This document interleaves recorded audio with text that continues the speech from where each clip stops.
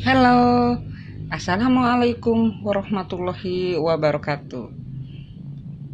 Selamat bertemu kembali dengan saya, Tuti Cahyati, selaku guru BK di SMA 5 Garut. Baiklah, pada kesempatan ini saya akan memberikan pelayanan bimbingan konseling dengan materi tentang belajar. Adapun tujuan layanan ini agar semua siswa dapat meningkatkan motivasi dan memiliki tujuan belajar yang jelas. Nah, pertama-tama marilah kita bahas apa itu belajar. Belajar bukan hanya menghafal kata-kata dan juga bukan hanya mengerjakan tugas-tugas dari guru. Banyak sekali pengertian belajar, kalian bisa lihat di Google sebagai referensi, akan tetapi di sini Ibu akan memberikan pengertian belajar dari Muhammad Surya yang mengatakan bahwa belajar itu adalah proses usaha yang dilakukan oleh individu untuk memperoleh perubahan perilaku yang baru sebagai hasil interaksi individu itu sendiri dengan individu yang lainnya di dalam lingkungannya.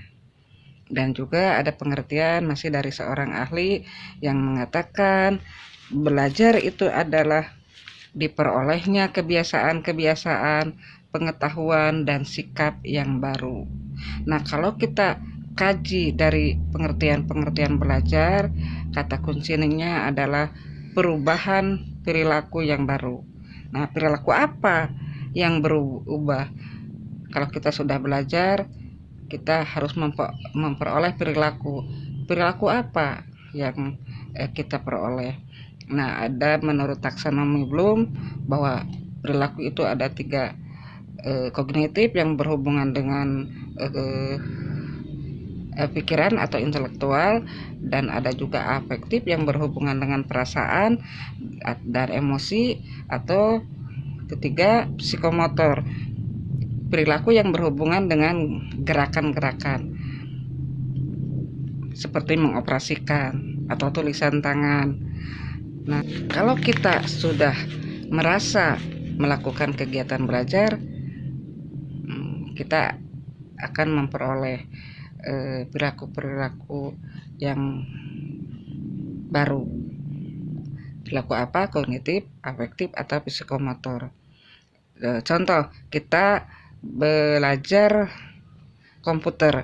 Kalau kita sebelum belajar kita belum mengetahui, belum mengerti bagaimana cara mengoperasikan komputer, tapi kalau setelah belajar kita ada perubahan-perubahan perilaku yang baru yang terjadi pada kita setelah belajar komputer.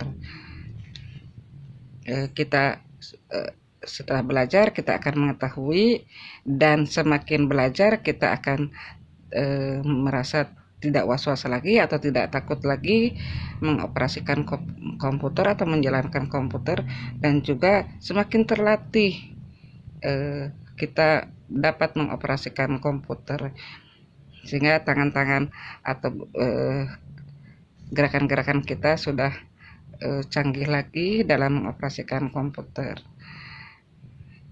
Atau juga belajar matematika. Kalau kita sebelum belajar matematika kita tidak mengetahui bagaimana cara menyelesaikan soal-soal matematika atau menjalankan rumus matematika. Tapi kalau setelah belajar matematika, kita akan memperoleh perubahan perilaku.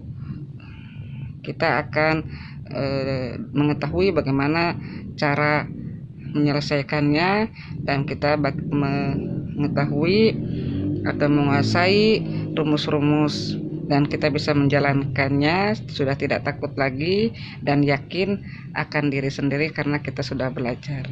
Jadi adanya perubahan perilaku yang baru dari kesemua aspek kognitif, afektif, dan psikomotor.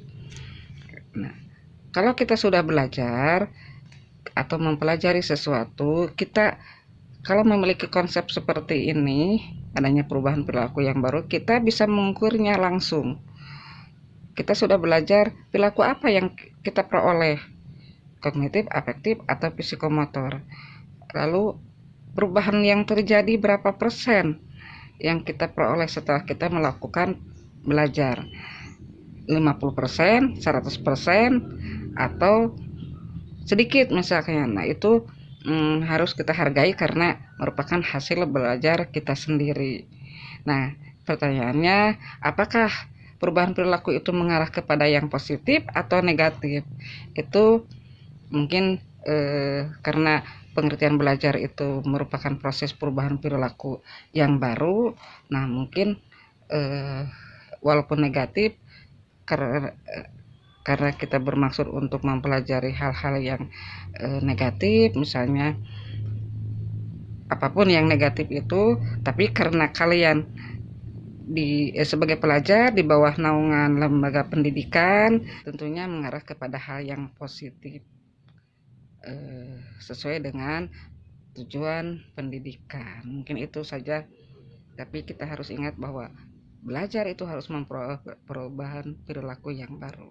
Nah, perilaku-perilaku yang kita pelajari yang sudah didapat itu akan menetap dan akan bisa dipakai sebagai dasar untuk memperoleh perilaku selanjutnya.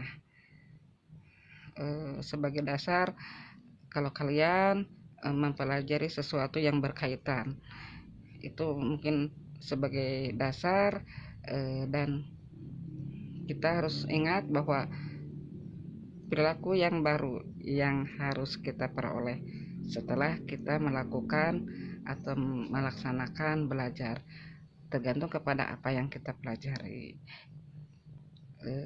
Sekian dari Ibu, semoga bermanfaat dan kita bisa ketemu lagi di pertemuan selanjutnya. Assalamualaikum warahmatullahi wabarakatuh.